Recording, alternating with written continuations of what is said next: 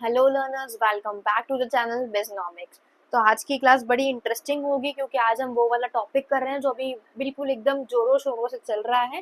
That is जो हमें world war 3 लाने पे एकदम पॉसिबिलिटीज इसने बिछा दी है।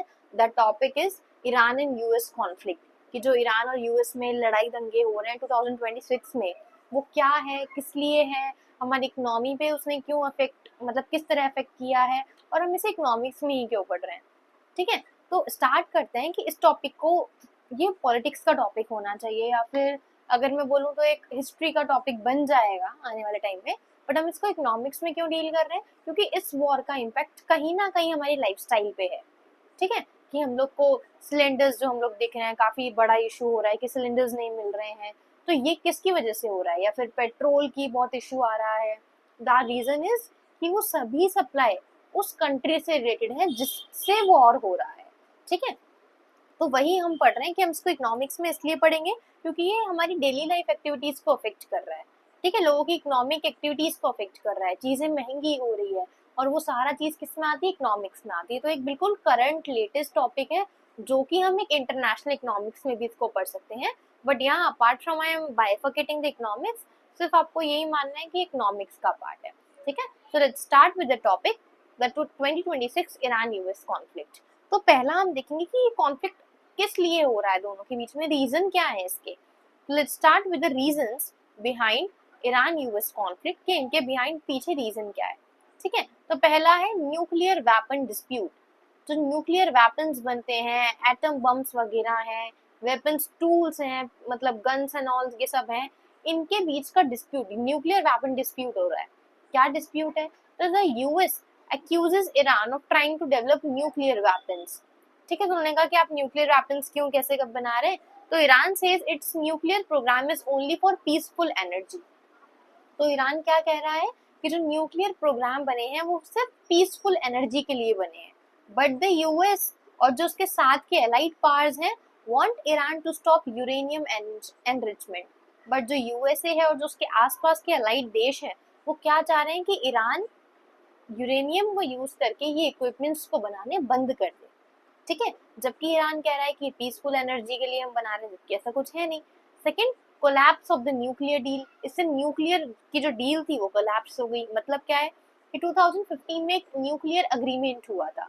ठीक है, JCPOA, that limited Iran's nuclear activities, collapsed after disagreements and sanctions. तो इस 2015 में जो एग्रीमेंट हुआ था, इसने क्या किया, ईरान की न्यूक्लियर एक्टिविटीज को लिमिटेड कर दिया, और डिसएग्रीमेंट्स की बात तो प्रॉब्लम हो ही गई, एंड सैंक्शन कर दिया। After that the tensions between the two countries increases.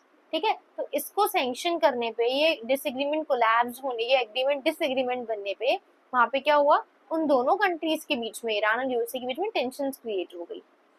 तीसरा, US and allied military strikes. US ने और जो बाकी अलाइड कंट्रीज, उन्होंने मिलिट्री स्ट्राइक कर दी। तो 28 फरवरी 2026 US and its ally Israel ने भी साथ मिलकर लॉन्च कर दिए क्या, लार्ज एयर स्ट्राइक्स। किसके ऊपर, Iranian military bases and nuclear facilities, starting the current conflict. तो अभी जो करंट कॉन्फ्लिक्ट हो रहा है किसकी वजह से हुआ है, कि एयर स्ट्राइक हो गई थी।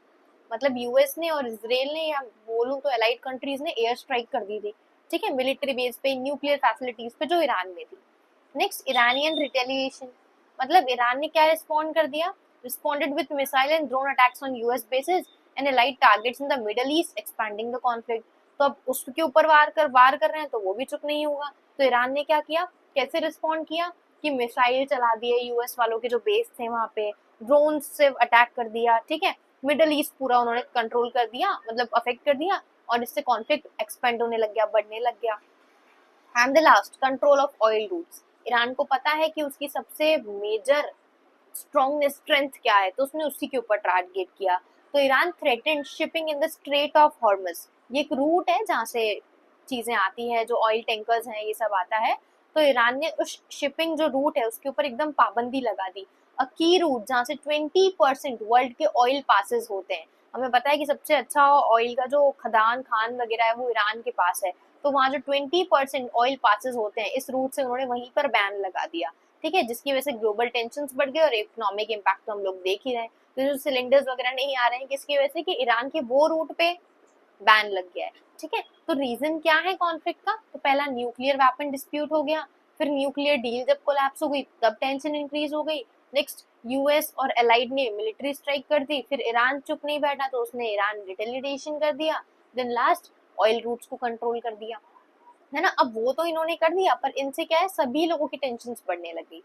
अब आ रहा है इम्पैक्ट क्या आ रहा इस कॉन्फ्लिक्ट का, इम्पैक्ट क्या है? तो impact of Iran US conflict on Indian economy, हमारी इंडियन इकोनॉमी पे क्या असर पड़ रहा है? लड़ तो वो दो कंट्री रही है, तो इससे हमारी कंट्री में भाई क्या असर पड़ रहा है? तो पहला increase in crude price oil, जो क्रूड ऑयल प्राइस है, ठीक है, क्रूड ऑयल के जो प्राइसेस हैं वो बढ़ गए। मतलब इंडिया इंपोर्ट करता है 85 से 89% ऑयल, तो उसके प्राइस ज्यादा हो गए, इंपोर्ट बिल ज्यादा देना पड़ रहा है, तो सरकार हमसे ही लेगी, तो इसलिए क्रूड ऑयल अगर मैं बोलूं, मतलब पेट्रोल एंड ऑल, ये सब इनकी प्राइसेस बढ़ गई। नेक्स्ट हायर इन्फ्लेशन, महंगाई बढ़ गई, तो जैसे फ्यूल की प्राइस बढ़ रही है, ट्रांसपोर्टेशन बढ़ रहा है, मतलब ट्रांसपोर्टेशन बढ़ गया, प्रोडक्शन कॉस्ट बढ़ गई, और इन सभी चीजों से महंगाई बढ़ गई, चीजें एक्सपेंसिव होने लगी, महंगी होने लगी, तो इससे महंगाई बढ़ गई। Next weakening of Indian rupee, मतलब चीजें हम मंगा रहे हैं, इंपोर्ट कर रहे हैं, तो ज्यादा जाएगा, है ना। तो more demand for US dollars की ज्यादा डिमांड करने लग गए, क्योंकि बाहर तो वही चलेगा ऑयल बाय करने के लिए, और इससे हमारी कंट्री की जो करेंसी है रुपी, उसकी वैल्यू डेप्रिशिएट हो गई, कम हो गई। नेक्स्ट हायर ट्रेड डेफिसिट मतलब जो हम एक्सपोर्ट इंपोर्ट कर रहे हैं उसमें इंपोर्ट ज्यादा हो गया, एक्सपोर्ट कम हो गया, तो एक्सपेंसिव एनर्जी हम इंपोर्ट करने लग गए, जिसकी वजह से इंडिया का करंट अकाउंट किस में आ गया, डेफिसिट में आ गया, ठीक है। नेक्स्ट स्लो इकोनॉमिक ग्रोथ, ये सब बहुत चलने की वजह से हमारी इकोनॉमिक ग्रोथ क्या हो गई, स्लो डाउन हो गई। तो sustained rise in oil price, जैसे ही ऑयल के प्राइसेस बढ़ने लगे, इससे इंडिया की जीडीपी ग्रोथ जो है वो क्या हो गई, कम हो गई, पहले जहां बढ़ रहा था वहां कम होने लग गया।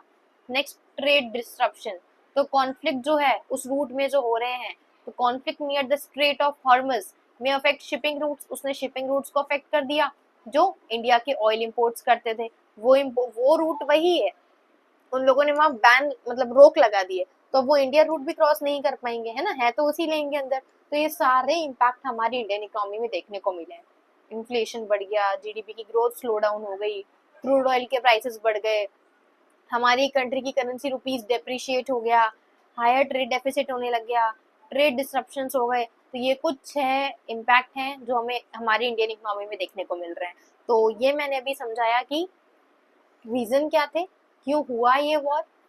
अब हमने पढ़ा कि इंडियन इकोनॉमी पे इसका इम्पैक्ट क्या था, ठीक है। तो ये दो अभी तक हम लोगों ने देखा है। तो अभी तक फिलहाल ये न्यूज है कि जो वो जो रूट है इंडिया के लिए उन लोगों ने क्लियर कर दिया, तो अब जो सिलेंडर्स वाला इशू था वो धीरे धीरे स्लो डाउन हो जाएगा, इतना कुछ फास्ट नहीं है, मतलब जितने भी क्रूड ऑयल की चीजें हैं वो जो प्रॉब्लम चल रही है वो सॉर्ट आउट हो जाएगी। अभी तक का ये आया है। सो मैंने ये टॉपिक क्यों लिया है, that you must be updated कि ऑल्दो बहुत सारी चीजें हो रही है, बट ये हमारी इकोनॉमिक्स का एक कोर पार्ट इंक्लूड करता है, जो कि आपके एग्जाम्स में भी आने के चांसेस हैं, या फिर कभी टीचर एज अ क्वेश्चन भी पूछ सकती है, तो you must be updated with the news, ठीक है। So that's all for today's class. I hope that you all guys like the video. So if you like the video, so please don't forget to hit the subscribe button and press the bell icon. Thank you all for having me here.